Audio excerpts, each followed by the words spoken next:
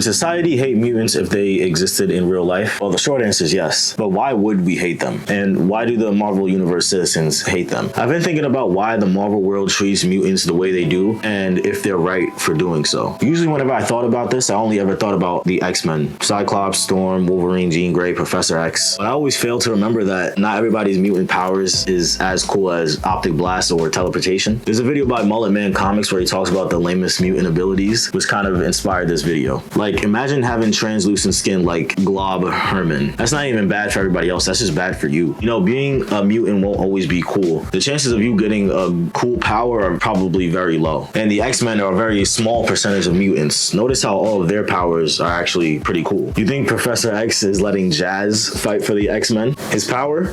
Blue skin, just blue skin. Not like Nightcrawler, Mystique, or Beast, which, yeah, again, they have cool powers, but the way they look would be an issue in itself. I love Nightcrawler. Personally, he's one of my favorite superheroes of all time, but I would not want to look like him 24/7. I think he looks cool, but to look like him forever, I don't know if I would like that. I could already imagine the slurs. The physical look of mutants is a whole problem. Forget the powers. It's funny, when you look up the worst mutant abilities, the same ones always come up. Ice Scream, Ugly Joe, Long Neck. Moving on from the look, straight up, some powers are just way too dangerous to have. Imagine living in a world where a random bald guy in a wheelchair can read your mind. Not saying Professor X does this, but that is a crazy invasion of privacy. Or imagine if somebody could just crush your newly leased car without even thinking about it. I'd be a little bit skeptical too. And those aren't even the worst. By far, the worst I've seen is from the Ultimate Universe, where a kid's mutant power was basically being radioactive, automatically decaying tissue and killing anybody that even comes close to him. The only person that was able to stay around him was Wolverine, and you can imagine how that turned out. Wolverine in this comic even said that if the world found out about his powers, the whole world would turn on mutants. And this is where I'm starting to think that the world might be right on their view of mutants. If someone has blue skin or a long neck,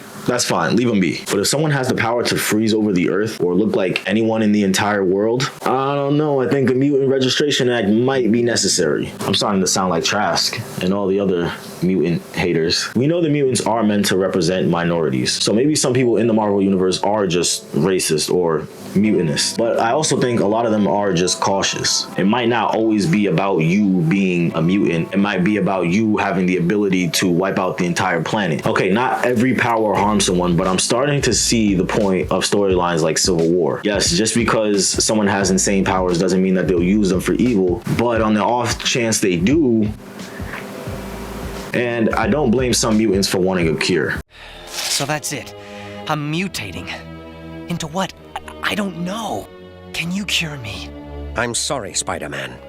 My work is not to cure mutants. I've built this complex, this school, to train them. I help them accept who and what they are. Accept it? But I don't want to be a freak. Watch your mouth, pal. Being a mutant's a gift. Well, what if this gift turns me into some kind of eight-legged monster? I wish I had an answer for you. I am sorry for your pain. Don't worry about my pain. Worry about yours if I mutate into a dangerous creature, and you have to stop me. It's always the same. I can save the world 10 times over, but when I need help, I'm on my own. Thanks for nothing. SpiderMan, don't go! This clip also inspired this video. Spider-Man is 100% right in this situation, and it pretty much sums up this whole side of the argument. When I first saw this online, someone commented saying that the X-Men always call it a gift. But as I was saying before, it's easy for them to say when you could turn your skin to metal or run through a wall, but what if Spider-Man does turn into a killing monster? So is the world right for treating mutants the way they do? I don't know if I say they're right, but I would say they have a good reason to believe what they believe.